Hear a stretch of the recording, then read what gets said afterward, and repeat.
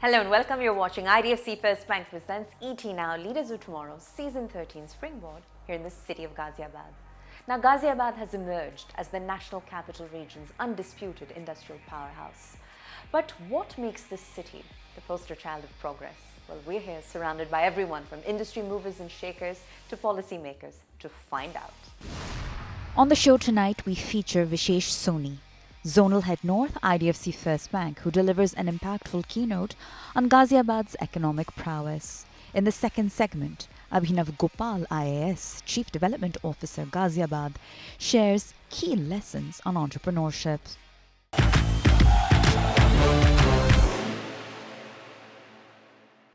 Hi, good evening. Thank you to do this event. I must thank etnow to partner us in this event, which is taking us to the deeper towns of India. There are tens of thousands of industries which are mushrooming in the city of Ghaziabad today as we speak. The sector which is most critical right now, if we want to grow further, is the secondary sector, for which we are doing this event today, which is the MSME sector and the small entrepreneurs, which are actually going to make the difference of bringing more employment opportunity to the entire vicinity of NCR.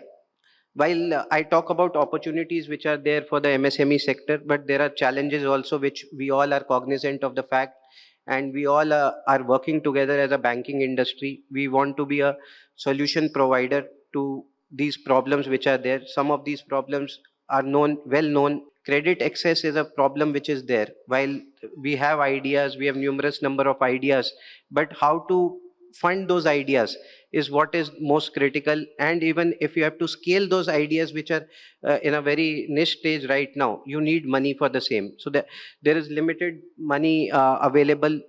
If I have to talk about, there is a shortfall of almost 20 to 30 lakh crores of credit shortfall which is there, which we need to cover up, right? So banking industry need to we all of us need to come together and find a solution for the same. Otherwise also, the way fintechs and others are growing, the the only hindrance which today is there is if we are not able to have the right digital platforms and modernization techniques available. What we need to work together is to provide right platforms to to all entrepreneurs which are available, to entrepreneurs, to give them that opportunity of scaling up their business. Then there is obviously a skill gap. While a lot of efforts are being put by government of India also, along with the privatization and private sectors, but still there is skill gap which is there, which needs to be fulfilled. And I'm sure the way all of us are working together, sooner or later we will be reaching to a stage where we will have competent and skilled staff available to cater to the growing needs of the country. So why IDFC First Bank, and what is so different about IDFC First Bank is what I would want to bring to your notice. We are guided by ethics. We are not one of those banks who is wanting to make money out of customers' pocket by charging those useless charges which a lot of other banks do. We have no hidden charges in our bank accounts. So we want to be driven by ethics. And on technology, we are amongst the best banks today in the industry. We invest a lot of our money in technology because we understand customer comfort is very critical. While we still are growing our network, we still understand the requirement of brick and mortar setup. But yes, largely we want to cater to our customers through the digital platform. And then obviously social good, that's our endeavor. And we have been partnering with the government of India in their multiple number of initiatives where we want to do banking, we want to make money, but we also want to be part of the society which is helping the society to grow and bring every person who is there in the country under the banking platform and give them access to credit and also to banking services as a whole. So IDFC First Bank is a universal bank, full commercial scheduled bank. It provides multiple number of facilities. You name it and we have it. From corporate lending to retail lending, everything whatever is mentioned on the slide, everything is what we cover and bring as a solution to our partners who bank with us. On the deposit side also, we have entire bouquet of products available with us, from a current account to a saving account, trade forex facilities, corporate salary, all of that. And on the lending side also, we are doing unsecured lending, secured lending, professional loans, then equipment loan, trade advances, everything that is there, we are covering and doing for our customers.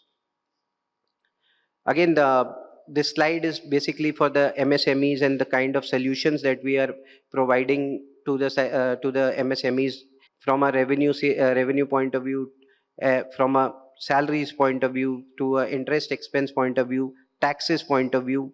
We are covering it everything. We provide all the solutions which any of you may be wanting it to have. We are providing those solutions, and all of that at on your mobile banking app. So I think a lot of these services which I've mentioned are there, and one of the service I think a lot of us as uh, businessmen, self-employed, are not aware is about our Bravo facility which is there. We are only one of those unique banks which provide you interest on your current account also. So, and we propagate it because we want you to make money on your idle lying funds. On the startup side, again, we have an entire ecosystem which is working with us. We have an entire team which works for the startups, and we deal with both early stage startup and growth stage startups. On the early stage startup, obviously the solutions like a current account which is required for, we understand for first couple of years, you may not be wanting to have any foundations around the minimum balance in the account. We provide you that facility of not bounding you with balances there. Beyond banking solutions are solutions which you want as a startup entrepreneur and you are not able to get it at the right price. We have partnered with a lot of other fintechs and bring it to your table to help you find a right partner for the same. Then obviously then there is a credit card that we provide to the startup entrepreneurs also. And there is a founder success program which is there where we help you get in touch with the VCs and help you raise funds also. And again, similarly on the growth stage startup, we are only one of those banks for the startups who is having a lending facility or the working capital facility also available. There are not many banks who do the same. Then again, once you are in that growth stage and you are looking to get better rates and everything, we have an entire treasury solution which is available with us and access to the entire marketplace which is there. As I end my entire presentation, I would want to tell and reaffirm, we wish to grow along with you and we wish to partner along with you in your growth journey. It's time for a short break, but our coverage of IDFC FIRST Bank presents ET Now, Leaders of Tomorrow, Season 13 Springboard, here in the city of Ghaziabad, continues on the other side. So don't go anywhere.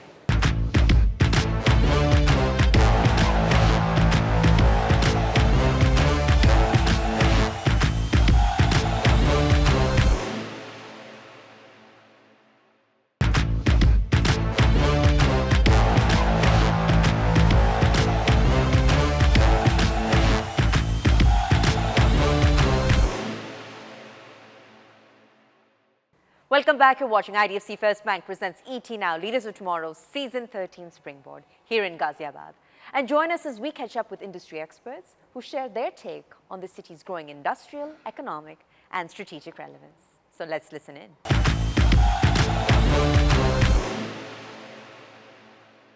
So I believe that, to start off with a bit of a personal question, you're amongst the country's youngest Chief Development Officers. So when we think Chief Development Officer, what generally comes to mind is, perhaps someone who has multiple decades of work experience under their belt, who shares a vision that has spanned generations. But much like everything else about Ghaziabad, you have become its brand ambassador in so many ways. Can you tell us what makes your vision unique and the legacy that ultimately you'd like to leave behind long after you leave this office vis-a-vis Ghaziabad and its impressions for next generations? As Chief Development Officer, my role is for the rural development majorly, and then obviously looking after the public education, public health, and growth of industries, looking after the economic portfolio also. Coming to your question, the vision which comes in the picture, because I remember last year we were shared a report from the state about the district GDP, and that is where the a real homework started, and in which it was mentioned that Ghaziabad was the third largest contributor to the state's GDP, where the UP's GDP is 30 lakh crore around, and then in that almost 1.2 lakh crore was the contribution of Ghaziabad. The first and second were Lucknow, Gautam Budh Nagar, Noida, and the second was Lucknow. In Ghaziabad, which was unique in all the 75 districts, was that in our case, 45% of the GDP was coming from Phenomenal. the industries or the secondary sector, basically, and especially powered by the MSMEs. So in that sense, it gave us the sense of urgency, responsibility, also that we need to work upon improving the conditions of working of MSMEs and promoting them in a large way. But of course, vision has all the more meaning when it's put to a time horizon. But if you had to identify a time horizon within which certain targets are achievable, what might you put out there, on a public platform like this? Very curious to hear what you believe is achievable and by when. Definitely, because there are many stakeholders and many players involved in this entire ecosystem. For example, GDA is the biggest. I'll say that the biggest stakeholder in this case, and they're already coming up with many new industrial areas also. For example, they are planning in area which is neighboring Meerut and Hapur. So. They're already planning around that. Then they're also looking at the TOD, transit-oriented development around Delhi Meerut Expressway, the Eastern Peripheral Expressway. Even now we are now the orbital rail is coming, so they are planning further development on that scene. Then Hindon Airport, as in this airport, it has taken off really well. So they are also planning development around the Hindon Airport, so that the logistics can become more easier. Sure. So putting that in a time horizon is a bit difficult for me, because that's more of a forte of GDA. But as a leader, or as someone who has been working closely in Ghaziabad, I can say 10 years. Fast forward 10 years. All right. Now, I think, India has always been a country of have and have-nots. All right. And the urban-rural divide in this country across all dimensions, really, from infrastructure to healthcare to academics, is staggering. So given that you are charged with upliftment of the rural community, and given that Ghaziabad has become, kind of synonymous with upwards mobility, what are you doing differently for the rural community that you perhaps believe stands apart from what your colleagues and other chief development officers are doing in their respective jurisdictions? In my opinion, we have to see the context of Ghaziabad in that sense, because we don't really have the rural community living here. If we seen the real rural context of Eastern UP, or say the Nepal border, in that sense, we have more of urban population, especially the villages, which are near the main urban center of Ghaziabad. They act as more of as residential places for those laborers who work in these MSMEs or in the industries. And that is where the real challenge lies, because most of these are migrated. Most of these, they have left their homes back in Eastern UP or Bihar or West Bengal. So in my opinion, and what we have been doing is a big part on the skilling. So skilling is something which I'm working really hard on. In fact, a platform which we have made where we have brought the job seekers and job providers on one platform. And even the placement agencies and staffers, they can come on that platform and they can actually see how many job openings are there in the MSMEs. For example, with the help of all the stakeholders here, especially the MSMEs associations, we could create more than 9,000 jobs on that platform. Phenomenal. And similarly, with the help of AI technology and AI calling bot, we could reach out to almost 45,000 students, and out of those, almost 12,000 they registered on that platform as job seekers. So this is something which we have been working really hard on. Number one is scaling, which I told you. Number two is providing the right infrastructure in terms of public amenities. For example, we worked very, very hard on the problem of water shortage, basically. And we have rejuvenated more than 200 water bodies in the rural areas. Similarly, we are developing libraries, and then we are also developing many schools. When CM Model School is coming in Talheta, which is neighboring Meerut area, which is quite rural in the true sense. So that way, we are working on the human resource development.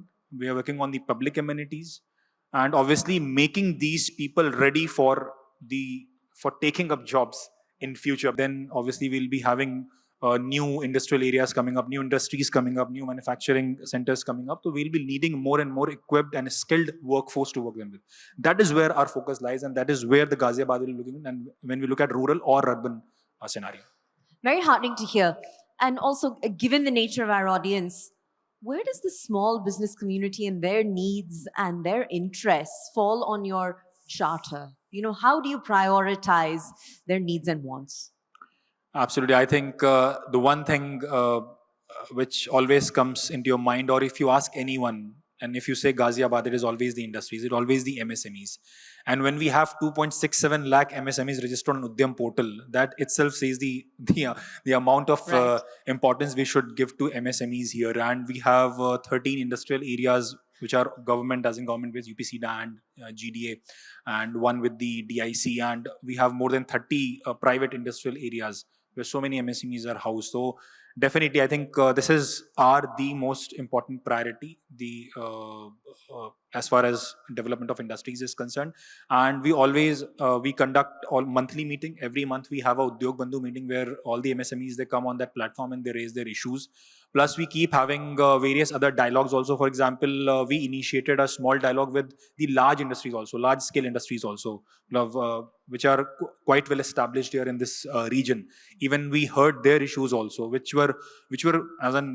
ranged from even a very small issue like the cleanliness or the cleaning of drainage, beautification of roads. Roads should be much better roads infrastructure wise. So ranging from that to issues like policy issues. Then similarly, so many other subsidies which have come up, and even for promoting these small entrepreneurs, there's a scheme called CM Yuva, in which you can get a collateral free and even an interest free loan up to 5 lakh rupees. You don't have to pay a single amount in amount of interest. Phenomenal. So in that sense, yes, it is a priority, and we keep meeting the industrial associations and industry people, and keep hearing it. In fact, this month only, we held a meeting with Tronica City also, and we heard their issues also and what issues they're facing, so that we can invite more and more people to those industrial areas, and especially those industries which have been thinking but haven't been able to come here. And that makes for a wonderful segue into my last and final question to you, which is, I imagine that for someone in your role, perhaps one of the leading frustrations or challenges is the awareness gap that exists between, what the government has on offer and whether or not the public and its citizens are actually taking advantage of it. Correct? So how do you address that on a day-to-day basis to ensure that the beneficiaries truly reap that benefit? Obviously, for that, our state-level agency, Invest UP, has been actively working for creating awareness, and they have been really, as in after us, especially this administration, to facilitate all the basic requirements like land or electricity connection or even NOCs. In fact, you must all be knowing about the Nivesh Mitra portal. Nivesh Mitra portal, every month when we have this Udyog Bandhu meeting, one of the agenda is how many pendency is there, or how many cases are pending on the Nivesh Mitra portal. It can be on groundwater NOC, it can be pollution NOC, it can be many other type of NOC which are there, and we keep asking the concerned department, a concerned officer, why are you not acting on this? Why this is still pending in your case, and what exactly is the issue? Even we take up the cases of stamp duty reimbursement also, and every month. So that is how we keep people making them aware about this entire concept in Nivesh Mitra portal. So Invest UP is definitely, they are working very hard on it. But as far as district level concern is concerned, we have a DIC department, District Industry Center, which is specially made for this entire thing. They are there for the welfare of the MSMEs. And they are the people who bring these issues to us for see if anyone has come say they are asking for any loan disbursement, or they have come for loan, or they have come for land, or they have come for any kind of NOC or electricity connection, anything basically. But looking at the future, again, as we are talking about AI and all those things, I think one of the ideas which we discussed today in one of the discussions was that I think we also need to have some kind of AI chatbot, or maybe AI caller, as a calling bot, which can actually answer your queries also, and which can take the inputs from all the other resources. And because as in the bot should be trained enough to take inputs from so many other resources and give you the right answer, that okay, fine. If I'm asking the bot, I'm an MSME owner, or I'm an entrepreneur, I'm looking to invest, say, start my business on this, say food service, or say any manufacturing, and I want to invest this much of money on this. So the bot should be able to answer that, because it is not possible for the DIC to reach out to so many people at one time. But that technology can, I think that that can bridge the gap of this awareness generation gap.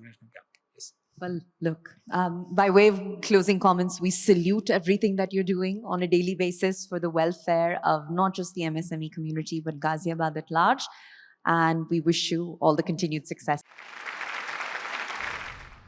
And with that, our coverage of IDFC FIRST Bank presents ET Now, Leaders of Tomorrow's Season 13 Springboard here in Ghaziabad comes to a close. I'm Pooja Jain signing off. Thanks for tuning in.